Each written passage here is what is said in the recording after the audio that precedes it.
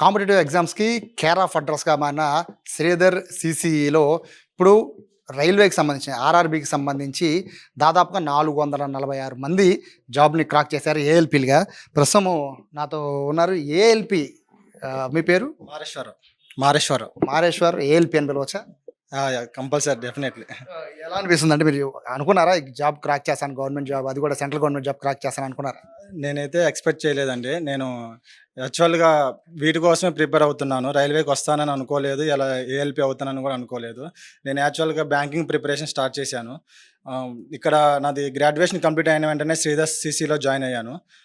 After నేను banking రీసెంట్‌గా జరిగిన ఆర్ఆర్‌బీ పీఓ, క్లర్క్ చాలా తక్కువ మార్జిన్‌లోనే 0.75 అలా తక్కువ మార్జిన్‌లోనే నేను జాబ్ కోల్పోయాను.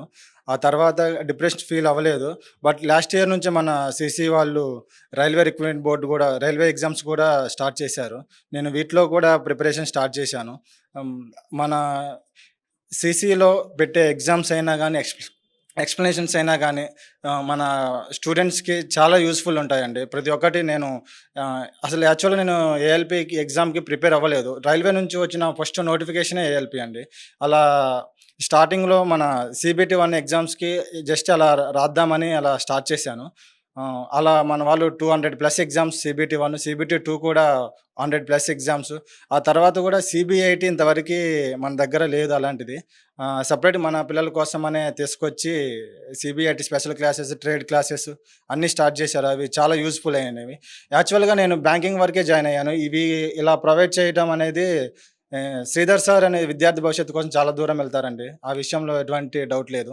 ఎక్కడి నుంచి వచ్చారు మీరు? మాది మర్లపాడండి. కల్లూరు మండలం, ఖమ్మం జిల్లా. ఖమ్మం నుంచి వచ్చారు.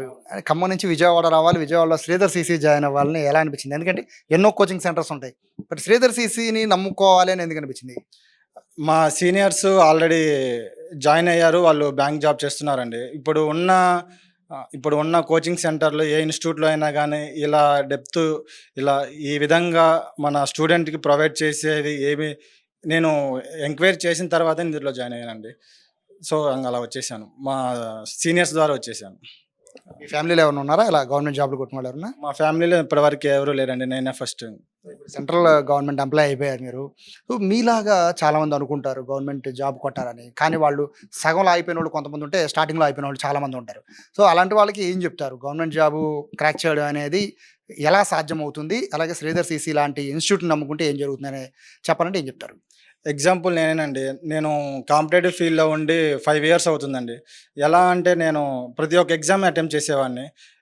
చివరి వరకు వచ్చేది గానీ, ఎలా చెప్పాలి ఒకటి 1 మార్క్ డిఫరెన్స్‌లోనే 3, 4 జాబ్స్ కోల్పోయాను లాస్ట్ ఇయర్.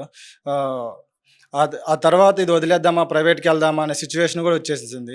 కాపోతే మా ఫాదర్ అండి, ఎస్పెషల్లీ మా ఫాదర్ బాగా సపోర్ట్ చేసేవారు. ఆహ్, ఫైనాన్షియల్‌గా గూడా చాలా ప్రాబ్లమ్ ఫేస్ చేశాను. మా ఫ్యామిలీ మెంబర్స్ సపోర్ట్ బాగుంది.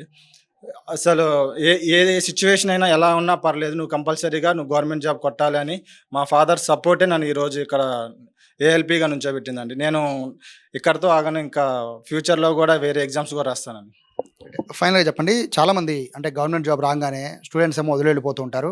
కోచింగ్ సెంటర్ కూడా పెద్దగా పట్టించుకోదు. సరే జాబ్ వచ్చిందని. బట్ అలా కాకుండా తర్వాత ప్రాసెస్ ఏంటో చాలామందికి తెలీదు. జాబ్ ఒకటే రావడం కాదు. తర్వాత ఎలా దాని ప్రాసెస్ ఏంటి? ఎలాగ జాబ్‌లో జాయిన్ అయ్యేంత వరకు ఉండే స్ట్రగుల్స్ ఏంటి అన్నీ ఎవరు చెప్పరు. బట్ పిలిచి మిమ్మల్ని అందరూ పిలిచి కూర్చోబెట్టి ఏం చేయాలి? ఏం చేయకూడదు అని మొత్తం చెప్పారు. సో, ఎక్స్‌పెక్ట్ చేసారా అలా పిలిచి చెప్తారని?